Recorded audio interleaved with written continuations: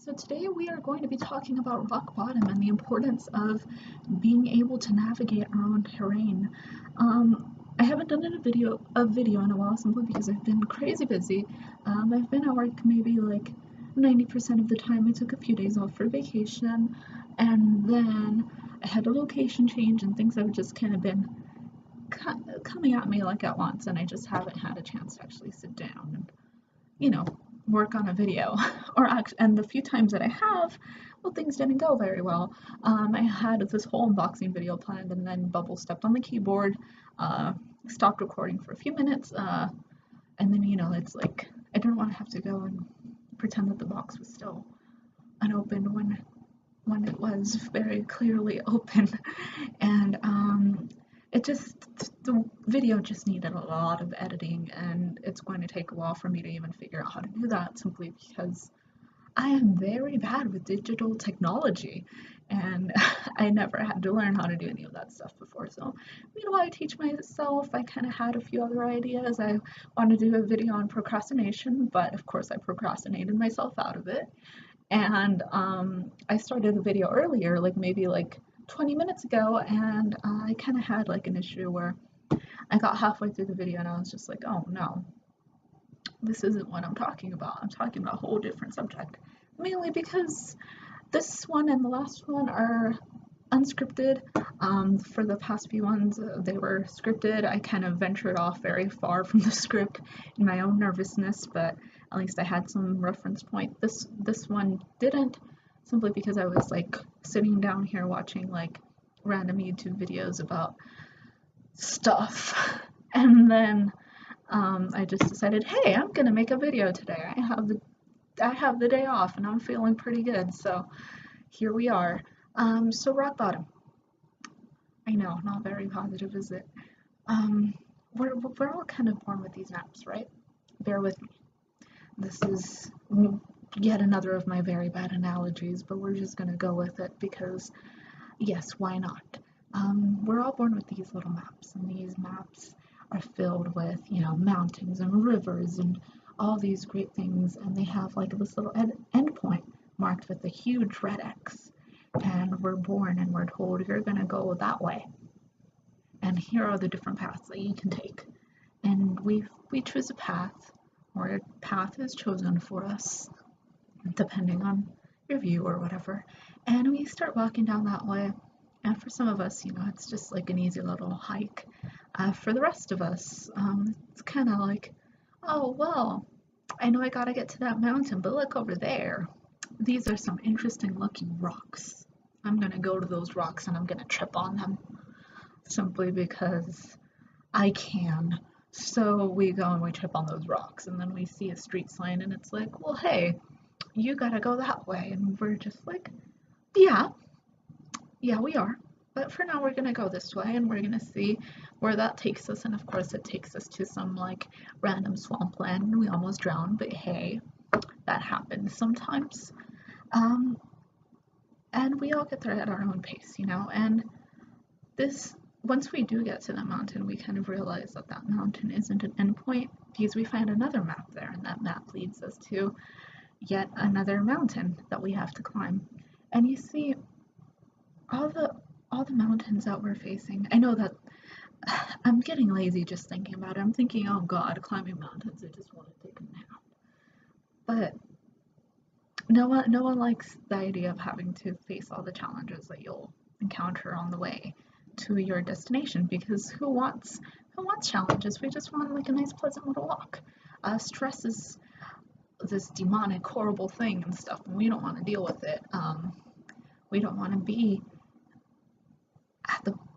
at a dead end after following a bunch of jagged rocks and then realizing that the only way we can go is either turning back or jumping off this cliff right in front of us, that, by the way, leads to like huge thorns that are the size of our bodies and could, disembowel us.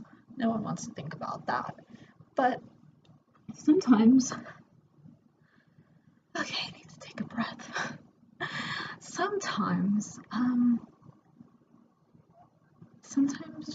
those cliffs are made for the most interesting parts of our story. Stress is actually good for us because it keeps us motivated to keep on living. And I know that that sounds morbid, that sounds horrible, but it's true. If we were happy at all points in our lives, then we would have no reason to try to do anything in life. We'd get bored with it.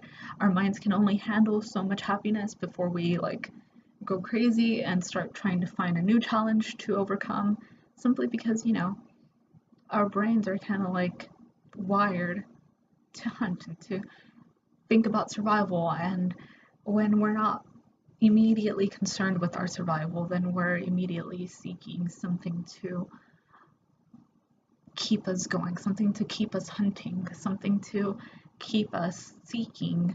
And that's different for everyone. Like, say, that could be a degree, that could be like a job, that could be like retirement and all that other jazz. But throughout that journey, as much as we should at least should see that stress can be good for us to a certain level, no one really likes to fall so deep that they can hit what we know as rock bottom. And rock bottom is kind of a different place for everyone. Rock bottom for some can be, I don't know, eating ice cream out of your underwear because all your clothes is dirty and you don't got enough to wash. Oh god, that's kind of morbid. But, or it could be something as simple as like losing touch with your friends, or losing a job, or doing this or doing that. Everyone has been there at least once. Been caught so deep into a trap that they feel that they can't get out. And they wonder if they can ever go any lower than that, because that's just horrible. No one wants to be on their way to the mountain and then like slip on some mud and then end up like in some deep cave that they don't know how to get out of. Rock bottom is horrible. And I have been there way too many times. Growing up as a teenager, I had a lot of issues with depression. A lot of them have, for the most part, cleared up now.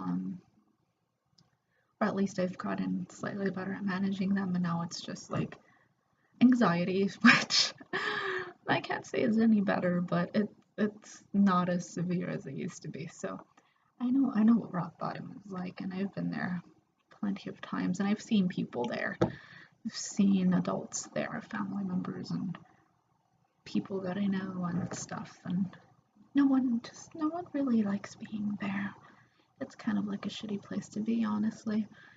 But if we are going to hit rock bottom, at least we got a nice view of the top, and at least we have that small opportunity of climbing out. So those of you who know me personally know that I've constantly talked about how I feel that our personal struggles are our opportunity for us to grow as a person. I write about it a lot. I've posted it on various social media platforms before when I've been in the mood to attempt to make sense of life.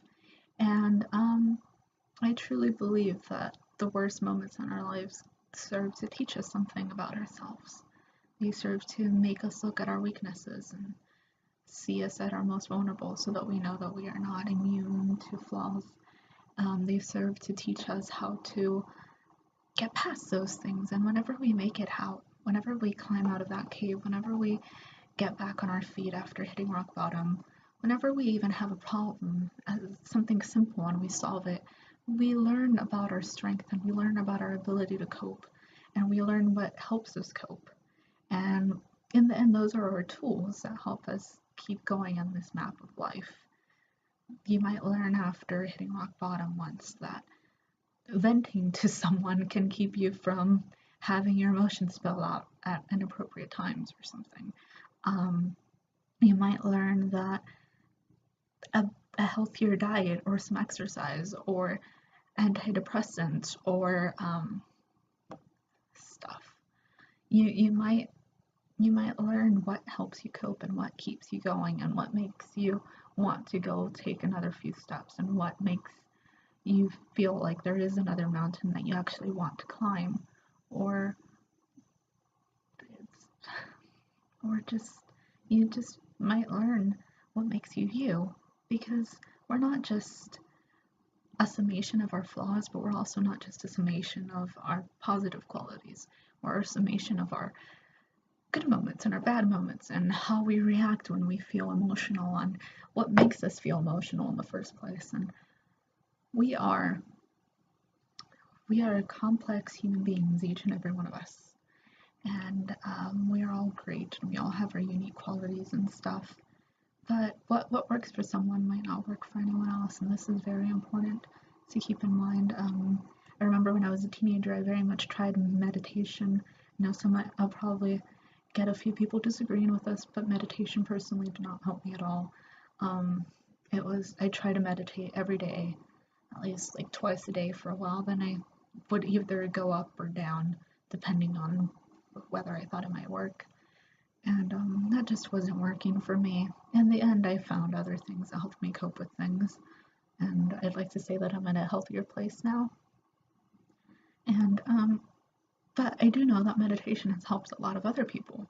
I have had friends who meditation is definitely the only thing that keeps them from hating life. And for some people, say when they're feeling stressed, they just want to lock themselves up in their room, and that works. That's great for them. Like, good job, you. But for some others, it's socialization and going out with friends, and that's what helps them cope. So it's very important for us to kind of just realize what our tools are. We have this little backpack that we carry, and in it are all of our personality traits and all of our memories and everything that we could think of, and they're all just hanging out in little backpacks on our back. And each time we hit a certain level of low and we climb out, we kind of just develop one more tool to put in our tool bag. And we also develop a certain sense of understanding for others that we may encounter on the road that may also be down there, and might encourage us to go out and lend a hand to people. Yeah, again, this is an unscripted video. I'm not quite sure what I was intending to say, but I hope that I can go into detail with this some other point and maybe actually make some reasonable points. But my main objective right now was just to say that I hope that we're all enjoying the journeys that we're taking, and that we're all somewhat happy with the maps that we have, and that I really truly hope that